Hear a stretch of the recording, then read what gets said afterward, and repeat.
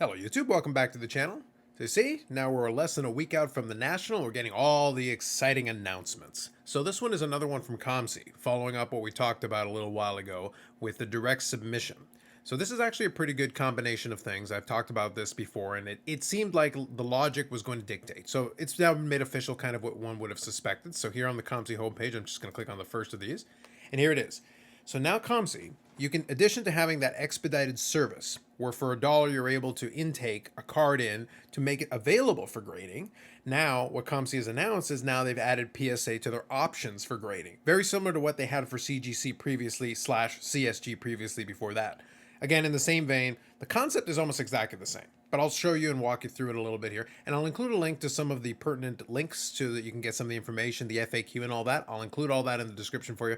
We'll go through it quickly and I'll run through a couple of the general options. So let me go into Inventory Manager here, and I'll just pick something at random. I've got a lot of my generic stuff, so let's grab this Havre. Here's the thing.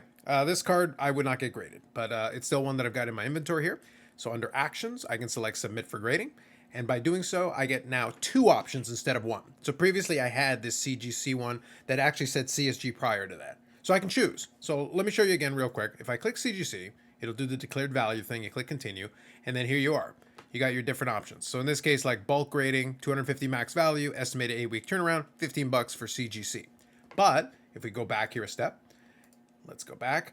Now you can choose PSA. So let's talk about PSA and what their options are. So again, declared value, same thing you have to do before. You've got a couple of different options here, all the way through the walkthrough with an estimated 2-week turnaround of $640. So let's talk about the elephant in the room here.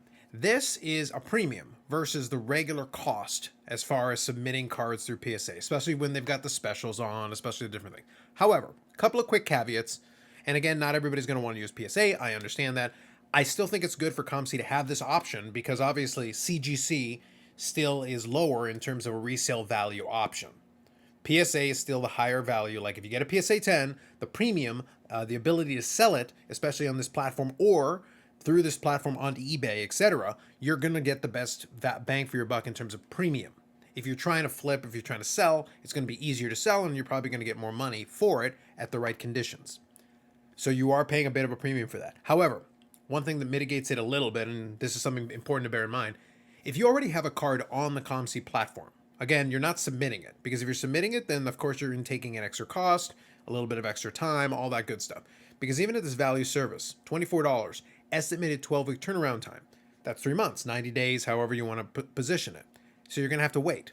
Again, with the turnaround times being where they are at PSA, they've been pretty good at staying within the 90 days, but at the same time, even if it's closer towards the tail end of it, you're still holding on for about 90 days.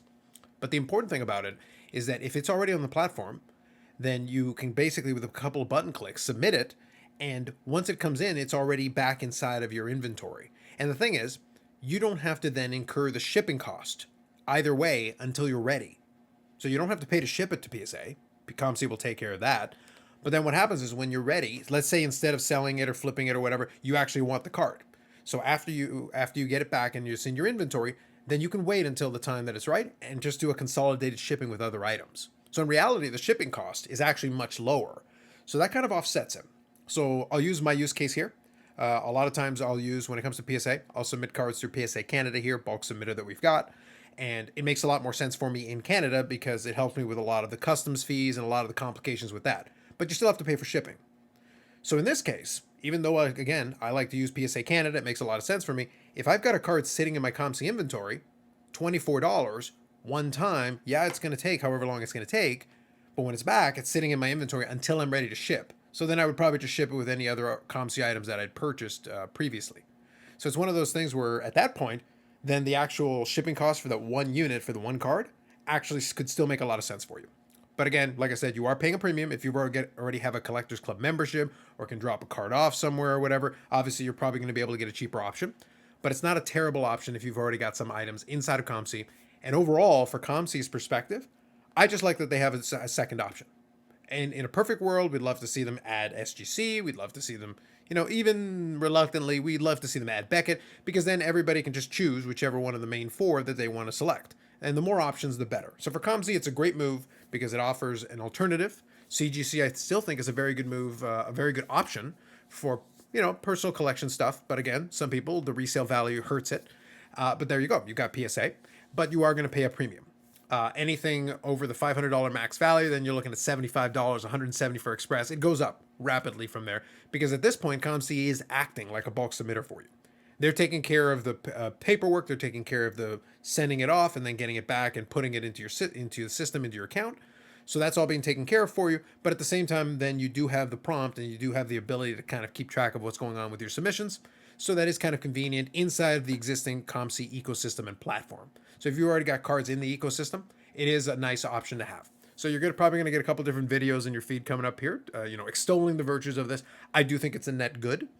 For COMC, it's a good move. It allows them to have a little more flexibility. I think it's a great announcement leading in here to the National because with the ability to submit some stuff directly to them, obviously they're going to be taking in submissions at the National. So it's an opportunity to kind of combine some services. So now you've got the expedited service to get things into the system, and you've got the ability to do these submissions, and you can do one card at a time. You don't have to submit a certain amount of cards in order to get the value tier.